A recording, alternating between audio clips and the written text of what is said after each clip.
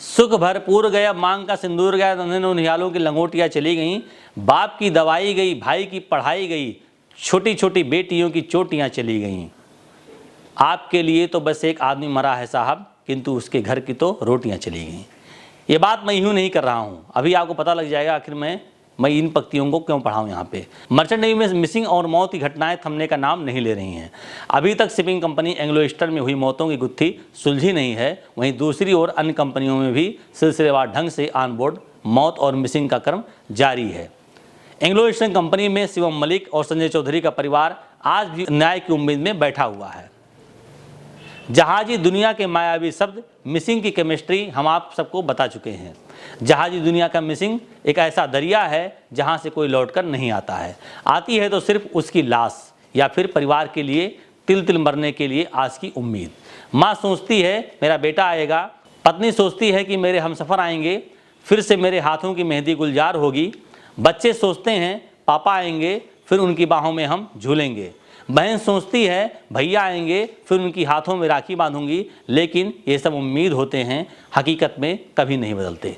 Fleet shipping में काम कर रहे धनंजय की बहन रिया, विक्रम पटेल की बहन मनीषा, ऐसे अनगिनत नाम हैं जिनको मैं जानता हूं, जो आज भी इसी उम्मीद में बैठे हैं कि मेरे भैया, मेरे पापा, मेरा बेटा और मेरा पति ज़रूर लौटेगा।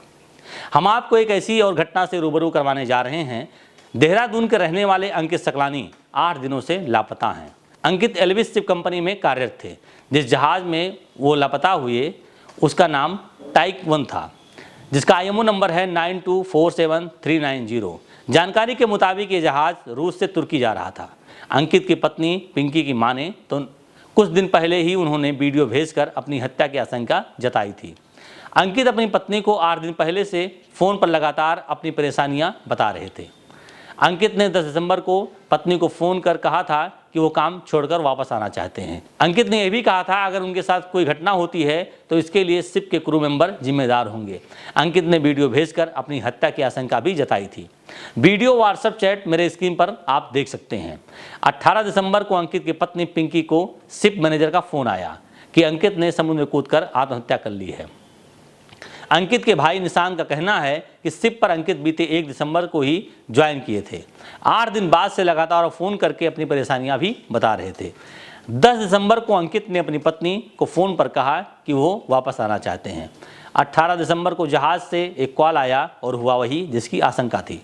बताया गया कि अंकित ने खुद कुर्सी कर ली है। ऐसे में जब अंकित 18 दिसंबर को शिप से बाहर होने वाले थे तो आत्महत्या करने का कोई मतलब ही नहीं है। परिजनों का यह भी कहना है कि अंकित की हत्या हुई है या अपहरण, इस बारे में ना तो कंपनी कुछ बता रही है, ना ही सरकार उनकी कोई मदद कर रही है। बताया जा रहा है कि फिलहाल शिप तुर्की के पोर्ट पर ही खड़ा है। अंकित के घर में माता पिता के अलावा पत्नी और 3 साल की बेटी है, जिसे अपने पापा का इंतजार है। अंकित के परिवार विदेश मंत्रालय से लेकर अन्य जिम्मेदारों तक अपनी बात रख चुके हैं, लेकिन अभी कहीं से कोई उम्मीद नहीं दिखी है। इस मामले को लेकर जब हमने फ़ोन कॉल पर डीजी शिपिंग श्री श्याम जगन्नाथन जी से बात की तो उन्होंने कैप्टन मनीष कुमार से बात करने के लिए कहा। कैप्टन मनीष ने बताया कि इस घटना की जानकारी मिलते ही संबंधित कंपनी से उनका जवाब मांगा गया है। उन्होंने यह भी बताया कि कंपनी ने जानकारी दी है कि वो शिप से जम कर गए। कैप्टन मनीष की माने तो डीजी शिपिंग टर्की एम्बेसी से संपर्क में है। साथ ही अंकित के साथ जो हिंसा हुई उसको लेकर भी कंपनी से जवाब मांगा गया है। अब सवाल यह उठता है कि अगर अंकित को आत्महत्या करना था तो वो शिप से क्यों कूदे? आत्महत्या तो घर पर भी आदमी कर सकता है। हो सकता है मेरा सवाल आपको हास्यास्पद और निरर्थक लगे।